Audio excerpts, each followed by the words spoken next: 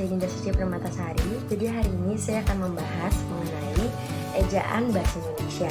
Nah, jadi teman-teman, pengertian ejaan terbagi menjadi dua, yaitu secara umum dan menurut Kamus Besar Bahasa Indonesia. Pengertian ejaan secara umum adalah keseluruhan pelambangan bunyi bahasa, penggabungan dan pemisah kata, serta penempatan tanda baca dalam tataran satuan bahasa.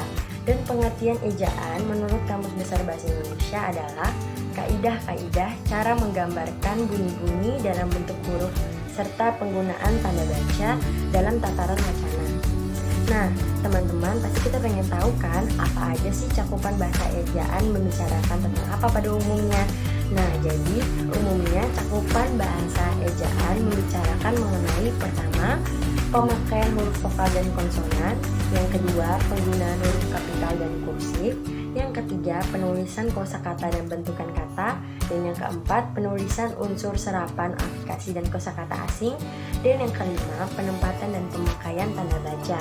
Nah, teman-teman, ejaan sendiri juga memiliki fungsi loh. Jadi fungsi ejaan yang pertama sebagai landasan pembakuan tata bahasa, dan yang kedua sebagai landasan pembakuan kosakata dan peristilahan, dan yang ketiga alat penyaring masuknya unsur-unsur bahasa lain ke dalam bahasa Indonesia.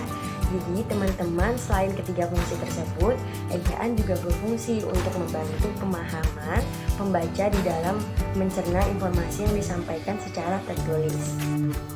Nah, jadi teman-teman, selanjutnya saya akan membahas mengenai sejarah singkat dari ejaan. Pertama yang akan kita bahas ialah ejaan Van Ophuijsen.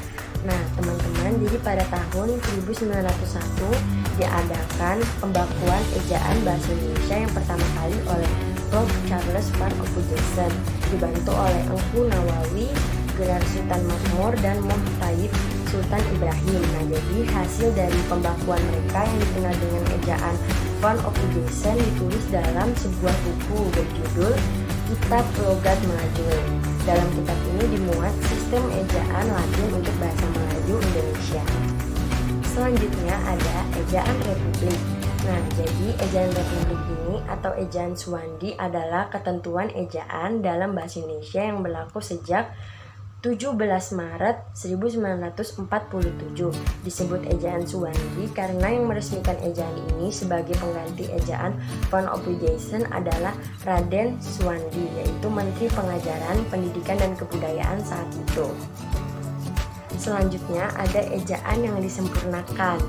Nah, jadi teman-teman, ejaan yang disempurnakan disingkat juga dengan EYD, adalah ejaan bahasa Indonesia yang berlaku dari tahun 1972 hingga 2015. Jadi ejaan ini menggantikan ejaan Republik atau ejaan Suwandi. Ejaan tersebut merupakan hasil yang dicapai oleh kerja panitia ejaan bahasa Indonesia yang telah dibentuk pada tahun 1966. Ejaan bahasa Indonesia yang disempurnakan ini merupakan penyederhanaan serta penyempurnaan dari ejaan Suwandi atau ejaan Republik yang dipakai sejak bulan Maret 1947. Dan ejaan yang disempurnakan ini juga mengalami 2 kali revisi sepanjang waktu pemakaiannya, yakni pada tahun 1987 dan 2009. Jadi teman-teman, secara umum hal-hal yang diatur dalam EYD adalah penulisan huruf termasuk huruf kapital dan huruf penting, penulisan kata, penulisan tanda baca, penulisan singkatan dan akronim, penulisan angka dan lambang bilangan, dan penulisan unsur serapan.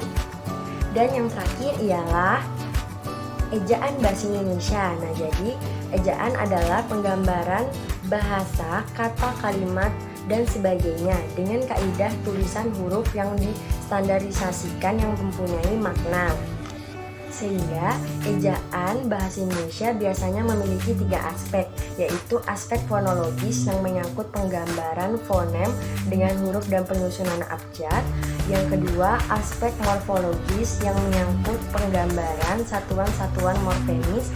Dan yang ketiga, aspek sintaktis yang menyangkut penandaan ujaran berupa tanda baca.